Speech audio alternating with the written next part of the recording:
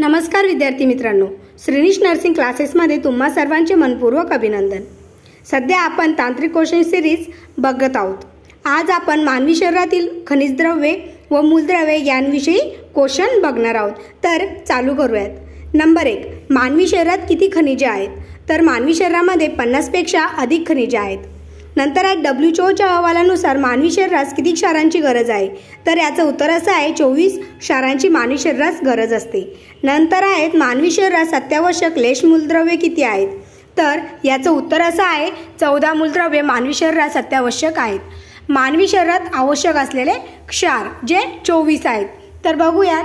Calcium Ca, phosphorus P, iron Fe, iodine I, potassium K, magnesium Mg, sodium Na, manganese Mn, zinc Zn, carbon C, sulphur S, selenium Se, arsenic As, boron B, chromium Cr, chlorine Cl, fluorine F, gold Au, silver Ag, copper Cu, cobalt CO, मोलिब्डेनियम Mu and लास्टला आहे silicon Si।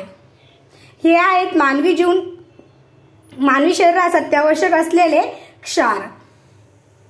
नंतर number 5, कॅल्शियमची मानवी शरीराला गरज काय? तर कॅल्शियमची मानवी शरीराला हाडे व दात यांची निर्मिती करण्यासाठी आणि रक्त गोठण्यासाठी गरज असते। नंबर 6, कॅल्शियमच्या कमतरतेमुळे काय होते? तर कॅल्शियमच्या कमतरतेमुळे दातांची झीज होते आणि हाडांची पण झीज होते। नंबर 7, गरोदर स्त्रियांमध्ये साधारणतः कशाची कमतरता आढळते? तर याचं उत्तर असं आहे कॅल्शियम। नंतर आहेत गरोदर मातेला कॅल्शियमची मात्रा आवश्यक आहे। तर 1.2 ग्रॅम पर डे, म्हणजे दररोज 1.2 ग्रॅम इतकी कॅल्शियमची आवश्यकता आहे।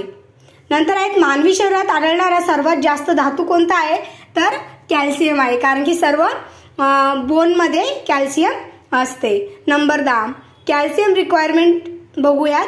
प्रेग्नन्सीमध्ये 1200 mg, वरती बघितलं आपण 1.2 ग्रॅम म्हणजेच 1200 mg। नंतर आहेत प्रौढमध्ये 600 mg, शिशूंना 500 mg हे पर डे याची गरज असते। नंतर आहेत 1 ते 6 वर्षाखालील बालके 600 mg, नंतर किशोरवयीन मुलामुलींमध्ये 800 mg पर डे इतकी कॅल्शियमची गरज असते। नंतर आहे कॅल्शियमचा ॲटॉमिक नंबर। कॅल्शियमचा ॲटॉमिक नंबर आपल्याला पिरियोडिक टेबलमध्ये पाहायला भेटतो। तर कॅल्शियमचा ॲटॉमिक नंबर आहे 20। नंतर आहेत हाडांमध्ये किती टक्के कॅल्शियम असते? तर हाडांमध्ये 90% कॅल्शियम असते। वरती आपण बघितलंच ती मानवी शरीरामध्ये सर्वात जास्त आढळणारा धातू कोणता? तर कॅल्शियम आहे, तर तो 90% इतका असतो। नंतर आहेत फॉस्फरस। फॉस्फरसची संज्ञा आपण बघितलंच की P। फॉस्फरसचा ॲटॉमिक नंबर 15। फॉस्फरसचा शोध कोणी लावला? तर जर्मन शास्त्रज्ञ हेनिंग ब्रँड यांनी शोध लावला, परंतु हे एक मूलद्रव्य आहे। याचा शोध फ्रेंच शास्त्रज्ञ अँटोनी लॅवोझिये यांनी 1777 मध्ये सिद्ध केला। म्हणजे शोध लावला हेनिंग ब्रँड या शास्त्रज्ञांनी, परंतु ते एक मूलद्रव्य आहे असे कोणी शोधले? तर अँटोनी लॅवोझिये यांनी। कितीमध्ये? 1977 साली। तर फॉस्फरसचा ॲटॉमिक नंबर किती? 15, 2, 8 आणि 5 अशी इलेक्ट्रॉन संरचना असते त्याची। नंतर आहेत प्रौढ माणसाच्या शरीरामध्ये किती प्रमाणात फॉस्फरसचे असते? तर याचं उत्तर आहे 700 ग्रॅम।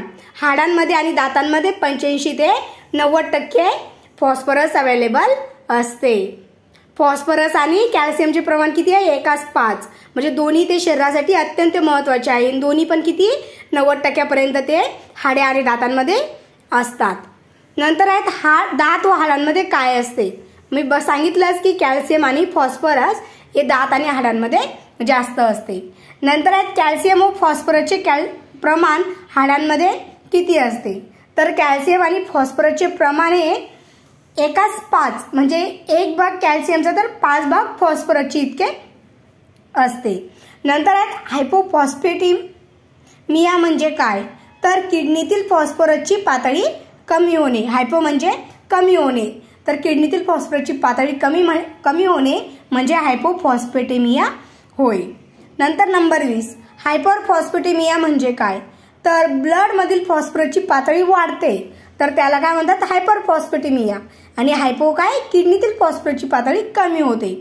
ब्लड आणि किडनी या दोघांमधला फरक समजून, हायपोफॉस्फेटेमिया किडनीतील फॉस्फरसची पातळी कमी होते तर हायपरफॉस्फेटेमिया ब्लडमधील फॉस्फरसची पातळी वाढते। मित्रांनो, असेच नवनवीन व्हिडिओ पाहण्यासाठी श्रेणीश नर्सिंग क्लासेसला सबस्क्राईब करा आणि बेल आयकॉनवरती क्लिक करायला विसरू नका। धन्यवाद।